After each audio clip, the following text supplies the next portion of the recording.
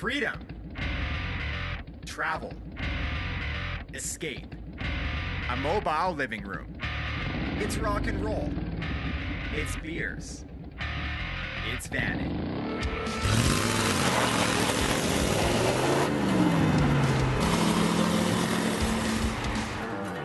For the last 3 years, van enthusiasts from around North America have come together in Equity, Alberta for 3 days of van-fueled chaos. Vantopia is more than just a party. It's a gathering of like-minded individuals who share an affinity and passion for custom vans. It's a chance for them to share their experiences and tales from the road, and make new lasting memories that enrich this unique subculture. From the junkyard to the shop and onto the road, it's an evolution. A transformation occurs not just to the van, but to the owners as well. A bond is formed, and through breakdowns and rebuilds, vanners will stand by their vans.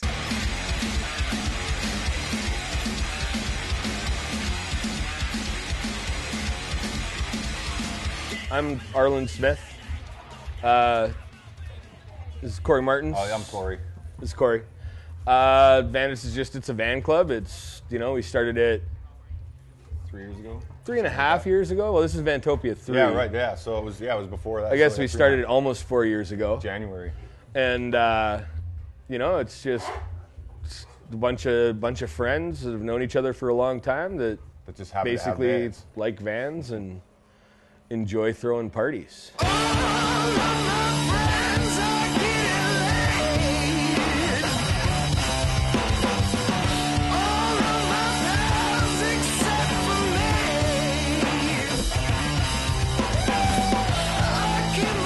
Oh shit, me and Corey met initially, we've probably known each other for 20 some years. Yeah, back in Red Deer days, and he was in Sylvan. Yeah. And we all kind of grew up around that time and in the same region basically. And and then we reconnected. Me and Corey reconnected 4 years ago because Corey had just gotten his new van, and I had just bought my van, and it just sort of came up in conversation. And Corey's like, dude, I bought a fucking sweet 76 Chevy. I was like, no way, I just bought a 67 Econoline, man. And it came out at the same time. We should start a van club. Yeah, there's got to be more of us somewhere, man. And it was born then, and we're like, yeah, let's do this. We know lots of bros with vans. Let's get this together, and And that was easy because we knew, like Arlen runs the Palomino with. There's touring bands and local bands every night at his club, just about. And all of a sudden we've got every band's got a van. So Danny Vacon is in the club, and Trenton's in the club, and all these band guys that are fuck yeah, I like vans. We have a fucking kick-ass tour van, man. I want to be in your club, or whatever. And it wasn't even that. It wasn't even. No one asked to be in the club. We didn't ask them to be in the club. It was just just sort of natural, man.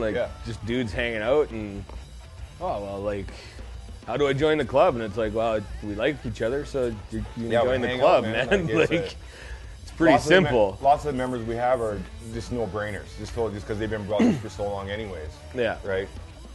It's a no-brainer. But we don't really put it out there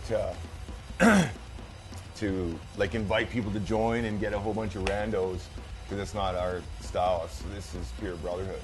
Well, vans are badass. Where else can you fucking sleep after you spend a night at the bar? You can't sleep in a fucking Toyota. Party on the That's street. fucking bullshit.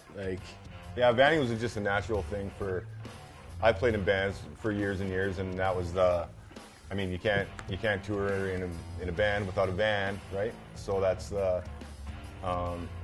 what really opened my eyes to cool stuff you can do in a van, driving a van, how your van looks.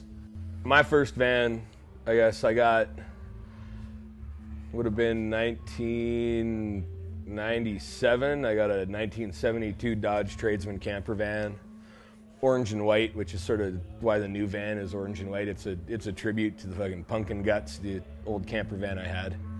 And I just got it because, sometimes you just gotta bail.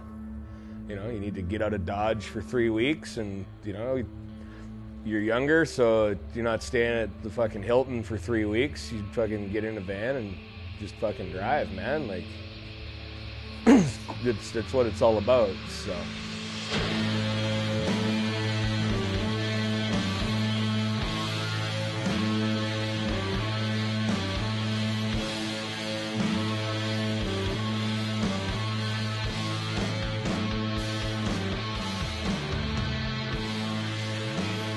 I'm David Matchstick Brooks, Bluegrass Vanners, Louisville, Kentucky, 27 years old, publisher of Custom Vanner magazine. I mean, ever since I was a kid, Dad took us to car shows from Louisville, Kentucky, and so we have the Street Rod Nationals there, and we'd always go to that, and Carl Casper's Custom Auto Show, and you know, then started playing in bands, and you got to go on tour, and you got to get a van to go on tour, you know, and that just, once I got a van, I mean, I grew up around hot rods. I wanted to put wheels on it. I wanted to put headers on it. You know, I wanted it to be my hot rod. And gave up on playing in a band. It's way easier to go vanning, you know. You got to haul a little bit of equipment. You know you're not going to get paid from the get-go. And you at least know where you're staying every night. I have 2 vans. I have a '88 Chevrolet Astro as my daily driver. It's a factory 5-speed van. It's a short-length body. Gets 20.5 miles to the gallon. You know, predictably, all the time. It's an early throttle body injection motor. It's great. It's reliable. It's easy to get parts for. You know, I've driven this one across the country 4 times now, and I bought it for $600 in an auction. It's my daily driver. I love it. You know, I've got a full interior in it, and it's comfortable. And then I got a '67 Econoline. It's called a Super Van. Has an extended butt. They didn't make different wheelbases, but they would add on a different back section to make it longer. And that's what I have. They're kind of freaky looking, and people aren't real big on them. They're butt vans, that's what we call them. But I like mine. It's weird, it's unique, and you know, it's grown on me a lot over the years. Yeah, I did a photo book. It was called Along the Way, I Lost My Way. And there's pictures of my travels from around 2012. And at that time, I had moved to Western Kentucky to work at a street rod shop. And I was living in a bus. I was living in a 48 flexible Clipper bus. And it had been an old recording truck for the King Biscuit Blues Flower Hour. And so it, you know, it had gear in it. So it had, you know, 50 amp 110 service into it. Over my bed were where the old EQ racks used to be. It was a really neat thing to live in general, and I drove it a little bit, which was really hairy, you know, because it's just a straight axle, and I only drove it maybe like the 15 miles to park it where I was living. So I took a lot of time to visit places, and I was driving a lot. So I'd go through like where the Everly Brothers were from, you know, like in the John Prine song, you know, where the Paradise lays, the river. That was in central Kentucky. So I'd check that stuff out and just take my time, you know, because I was just driving around a lot to fill the blanks in. And so I just took photos everywhere I went. That's what it's all about, getting in your van and leaving. And I don't think really the state of affairs and the temperature of things really matters that much. Either way, if you want to get out and go and be by yourself, you're going to do that regardless of what the setting really is. It's all perception, but I'd enjoy any of the places, but I love the Midwest. I love vanning in the Midwest. There's a lot of clubs that have been around for a long time, and they're great people, and so I don't think I'd really trade that for anything, even though I'm moving west now, and met a lot of vanners in California, and I knew some of them already, and they're great people and having a good time. Looking forward to a new landscape, but I don't know, I guess just 4 wheels in the road, I'm on board.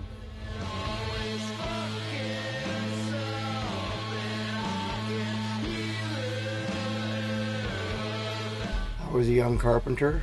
I guess I was probably 19 at the time. And I could buy a van and I could use it for work, but I could also use it for play.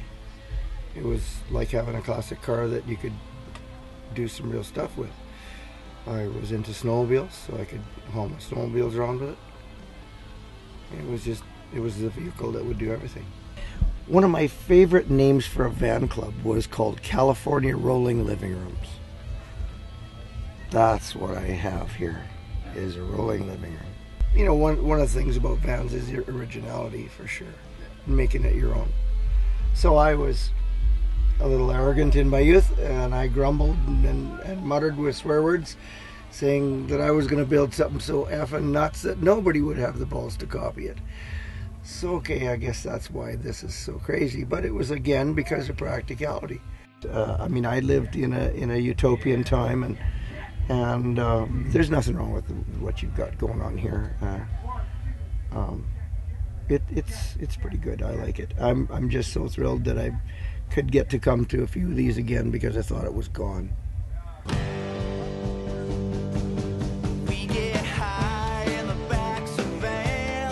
My name is Dino Robertson, and I'm a member of the Vandits. Yeah, proud member. I got involved last year at Vantopia, actually. Came out, pitched a tent. Thought to myself, this is the last time I'm sleeping on the hard ground, man. I'm buying a van. I went on some epic adventures. I put on more miles on my van than most people will in years, in less than a year. So I'm pretty happy about that. I went test running around the hills of Alberta and the foothills, cruising around. I went to a powwow. I slept wherever I wanted. It was like, this is for me. I like a vacation with no plan. I like just like, hey, I'm feeling it here. Let's stay here tonight. The van is perfect for you then. I was drawn to Vantopia because of the bands and the music, the scene. All my friends are talented musicians, many of which are in the Vandits. We have Darty from Crown Goblin and Trenton from Man Cub, and Corey, who plays in a bunch of bands, and also Danny from the High Kicks. So naturally, the rocker in me drew me to Vantopia. Yeah, I do a lot of vanning kind of artwork for the club. Make the t-shirts or draw the posters for the club, and I do a lot of gig posters as well for local bands, or design t-shirt logos and things like that. So it all seemed to integrate, the vanning lifestyle with the tattoo lifestyle, and my mechanic background. It just made sense that I should be a vanner. I owned a couple of motorcycles, and since I bought a van, I haven't rode them, and I'm a little bit ashamed, but people say, hey man, have you been on your bike lately? And I said, nah, I'm a vanner now. Like, sorry man, like I pretty much retired my bike and I'm a vanner now.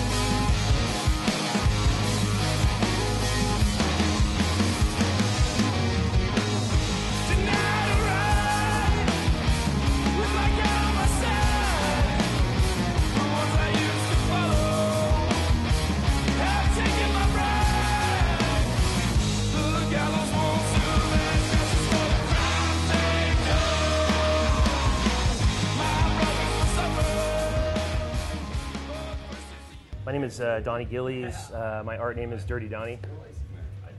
Yeah, I'm Dirty Danny. I live in a parallel universe from Dirty Donnie. I make money off of him, and I give him royalty. No, but my real name is Ben, and I do nothing. So our friend Jay Cruz started the Bandoleros. It's a 5-year anniversary, I think, right around now. Yeah, club's been around for 5 years. Our buddy Jay Cruz, we all like mutual friends, and started a van club, and I mean, it was kind of a weird deal where like we were all kind of friends already, and in another life, like, and then when we started the Vandoleros, we just fucking all just became like cosmically fucking sound and yeah, we all have vans in common, but Yeah. it's also, I mean, our club is more about like, I mean, friendship just comes first. You know, we're like best friends, and then we've got our vans too. So it's just Came to Canada together, We all man. have common interests too. We all kind of come from like, you know, sort of a punk rock, rock and roll kind of deal, and you know, worked out really good. So rolling down the highway, with tunes blasting is pretty awesome. You know, you got your van, and I don't know, it's a good feeling. You know. I mean, it just, to me, like vans were just like another outlet that hadn't been explored, and like I think like the Vandoleros, I think all in general on the same key where it's just like, you know what, like this has been forgotten. Like vanning has been like a culture, like a subculture that has been like fucking swept under the rug. We have everything in California. We have like all the yards. We have like We're sort of spoiled. You're you know? kind of It's like- spoiled, yeah. The weather's so good. Like everybody low rides all fucking year round. Everybody all year rides their round and bikes shit, all year yeah. round. Like, Yeah. you know, we're kind of spoiled like that. But it doesn't take a trip like this to like actually tell you like, oh fuck, like these guys are fucking doing it because they're doing with what they can. Like we just kind of spoiled. We just like fucking whatever. Like, oh shit, my dad has a 75 like laying in his fucking garage. Like, see what's up with that. Like, you know. Yeah. It's rad. It's really good to see the perspective and like to see everybody fucking. It's hard in taking it, Canada you too know? because a lot of cars rust because winter, salt the roads, and I mean my old cars, like all the shit I've owned, have always rotted from the bottom up, and it's harder to find them. Like I'm sure at the junkyards, like they were probably at the junkyards 15 years ago because they were rotted out, just rust pigs, and California it's not the case, and people are dumping vans right now. Yeah, man. I grew up in Ottawa. Lived in Montreal for a few years, and then I moved to California about 14 years ago. I do art full time. I do automotive paint. I do design. I paint, canvas, make posters. Work on products and stuff. And my art took me to California. I grew up with not a lot of car culture. It just wasn't really around in Ottawa. I mean, it was there, but not like it is in LA and California. My dad and my uncle both had vans when I was a little kid in the 70s, and I was always like super like, wow, cool, they got them painted, and it's just so neat. And when my dad sold the van, I was like a little kid, I was crying, oh, he sold the van, and got a station wagon, oh, broke my heart. We're a fucking brotherhood, and we all we're fucking like-minded, and like we all have like the same kind of theory on life, and like fuck man, we can all go out and get it. Like I think everything's pretty much available for us if we want it, and just fucking do it. Like. And when you're on that level with like your brother, it's just like, fuck yeah, dude, let's do this. Like, let's build this, or let's fucking do this. It's fucking amazing. Yeah, between all of us, with our different talents, we can, we just pass stuff around. And and that's kind of I like paint. Jay does posters and does like designs and T-shirts, and he's done a lot of graphics for the club. And Ben does the Hide a Chug and all his, his beautiful like metal work, and and dude can build anything. It's like.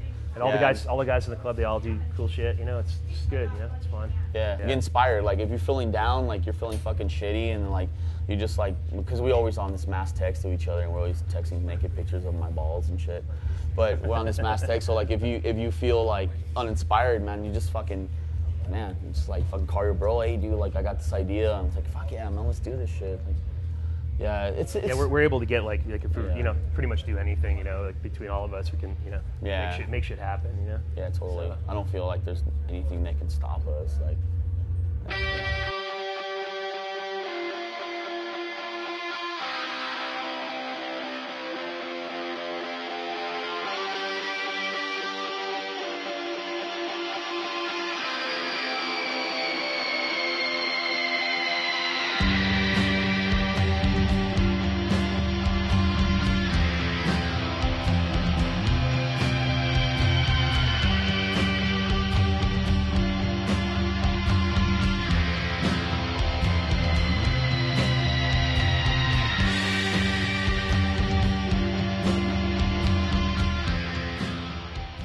This is Matt Ola. He don't call him a country artist. He hates it. He is a rock and roll star from Calgary.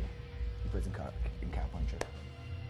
And you're Danny I Recon. can talk for myself, Matt. But you don't like being called Dan or something, though? Yeah, I'd like to go with Danny. I used to be Dan, Are you but... a grown man, though? Like. Yeah, no, not at all. Weird thing to But brevity is like... Putting a vowel on the end of your name so on purpose is 90s. a weird thing to do. Matt Ola. Why don't you go with Matthew? Be proud of yourself. It's too many. Anyway, we're here to talk about vans. What's your van like, Matt? It's rotting in my backyard. I brought it out to the first Vantopia and it died on the way back, and I towed it back to my backyard where it's sat ever since. And I recently caught a homeless man living in it, and I chased him out of it with a shotgun. Mm-hmm. Why? Because I didn't want him in my rotting van. Because everybody's got to pay their dues. Fuck. I'll tell you a van story. I have a. Is it a long story? Oh fuck yeah. No, I'll cut the fat. Check this out. This happened this week. So I bought this van off this old dude who was like customizing it, and then at some point he's just like, you know what? This is bullshit. I'm fucking old. Like I should be doing cool old man stuff. Like not Trains. working on cars anymore and vans. Like I'm gonna pass this off to this young bearded fellow. And so I bought this dude's van, and You consider yourself young? yeah, Look at your beard. Look how many gray hairs you have. You are also old. No, it started gray, and as I get radder, it gets browner all the time. True story. But here's what happened. I fucking took my van in this week to these mechanics, and I called ahead. I'm like, you guys do wiring, because I'm going to warn you, it's a bit of a wiring nightmare. This guy's kind of a Frankenstein genius like guy, and he's like, don't worry, we do everything. We got this. Dropped it off. He calls me an hour later. He's like, I don't know what the fuck this is, what's going on. I don't know anything about this. It's not even, he was on a landline, I'm pretty sure too. This is not even real. Anyway, so this is what he said to me. No shit. He said, as many man hours as it would take to get the wiring proper in this van, you could buy a truck, man. I was like, what the fuck what the fuck does that have to do anything, man? Yeah, I could buy a truck. I could buy a fucking box of jeans. I could take my mom to Vegas. Like, I could do a whole lot of shit. Are you gonna fix my van or what? I'm gonna get it. I finally decided to give up on the dream of my dead RV van in the backyard. I'm gonna get. What dream van would you rent? I'm gonna get another conversion van, like kind of like what you got going on. You got a nice van. Honestly, and they suit you, man. Like everyone, this is a fact, true story. Everyone who isn't shitty should have a van. Not because the world like needs it from you, but you deserve it. Is how I feel. Yeah, we all deserve nice things, You know especially for what we've done for the world. For the world, right? Yeah. You know you're gonna die before me, and probably soon. I don't think so. And with the short amount of time you have left, you should be vanning, man. Are you threatening me? I'm warning you about the imminent fucking. Is this because I slept with your ex-girlfriend? Cut.